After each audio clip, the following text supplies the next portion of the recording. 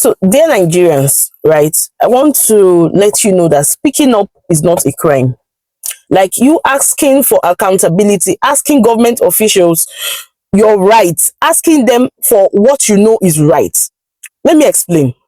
You employed a nanny, okay, to look after your house and take care of things. And then while you go about your normal business, but the nanny is in charge of your house. Now, coming back home and seeing things going wrong, and you ask the nanny, why are things like this? What is going on? What have you been doing? Why is everywhere so scattered? Are you wrong? Are you wrong to have asked? That is how it is in this country. We are the real owners of this country. Starting from the president down to the last local government chairman or SSA position, all of them are actually supposed to be working for us. Speaking up is not bad.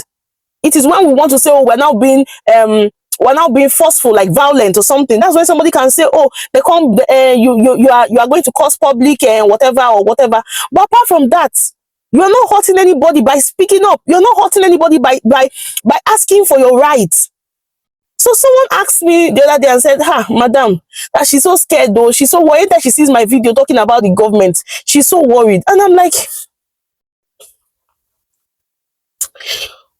what kind of a child will I be raising if I tell my child not to be able to ask for their rights? What kind of a child will you be raising if you can't teach your children to demand accountability, to speak up when they feel hurt, to be able to express themselves? What kind of child will you be raising? Now, nobody lives forever. I hope you know that. First of all, nobody lives forever. Nobody is going to live forever. But the life you live, the time you spend on this earth, how you use it is what matters. Right, is what matters. There are pastors who have died at a very young age. There are musicians who have died at a very young age. So there's no big deal. Everybody's going to buy what one day. The only thing is we pray that, okay, when is your time, you are living a good life and you have left everything good and you leave good memories. Those are the things that we should be praying for. Now, Fela spoke up over how many times for the Nigerian people, even when Fela had money. I hope you know Fela's father was rich. Yes, he was. Fela's father was rich. Fela's family was rich. In fact, if you want to talk about them, you categorize them as the elite. They were living well. They had upstairs.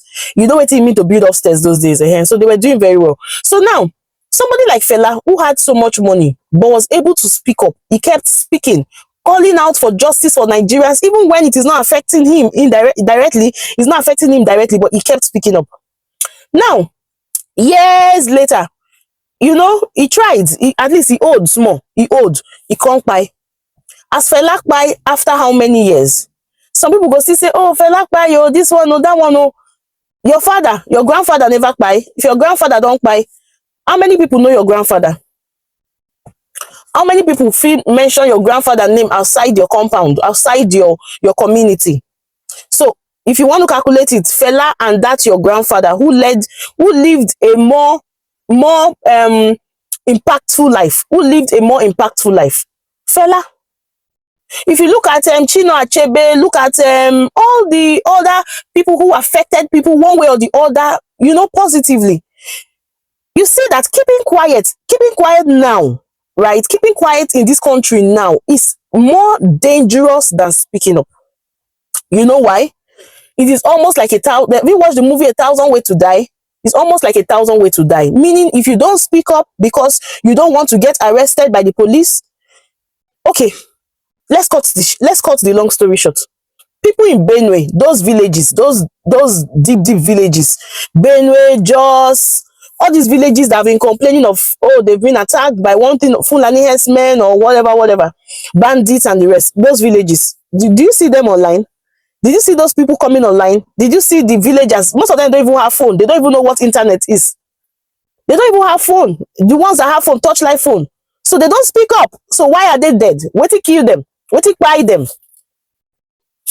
If you speak, you will buy. If you don't speak, you will still buy. Which one would you choose? Will you not speak so that the possibility that things might even change in your lifetime, wouldn't you be satisfied? That, okay, even if I buy, at least there's a change. Or at least something good happens. Nigerians, speaking up is not a crime. You have done nothing wrong by demanding accountability. It is slave mentality for something to be happening to you and you keep quiet. Don't keep quiet. It's not everything that you should keep quiet and ignore. Somebody is doing something wrong. It's just like you teaching your child now. Okay, if they want to do you something, defend yourself. Learn to defend yourself. You are teaching your child. Don't let somebody boo-boo you in school, okay? If they do like this, defend yourself. And you, what are you doing? Are you defending yourself? You're not even defending yourself physically. You can't even defend yourself with your own mouth, your God-given mouth.